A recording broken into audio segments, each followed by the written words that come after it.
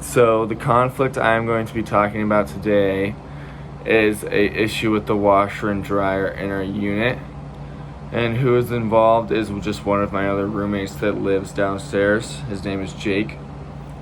So we have two units that are in my house. We have an upstairs and a downstairs. And the upstairs just does not have a nice of a washer and dryer as the downstairs unit does. And the downstairs unit has a super nice washer and dryer. So the argument over that is I love to go down there and obviously use the nicer washer and dryer. But he gets upset because there is times I see his side where maybe he'll need to use the washer and dryer and my clothes could be in there.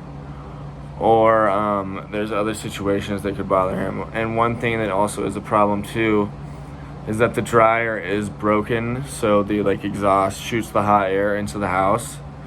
So whenever we use the dryer downstairs, the house gets super, super hot. But how we did end up resolving this conflict was we talked about how we will let them, because our kitchen upstairs is a lot nicer, so we talk about how we will let them use the kitchen upstairs if we can use the dryer downstairs. And which I think is a good compromise, and I think it's important to find compromises and stuff, especially with your roommates.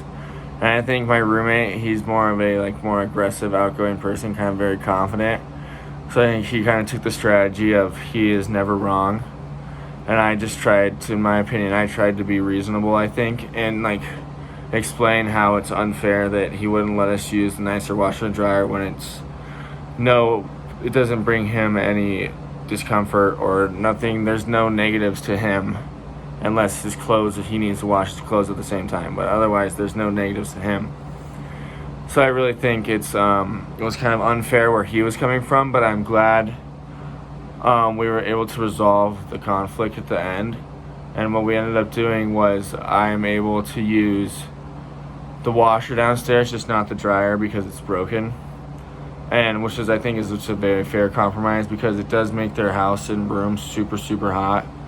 But one thing that was nice to hear from my other side is one other roommate was definitely on my side, so that makes me happy to know I think I handled the conflict very well.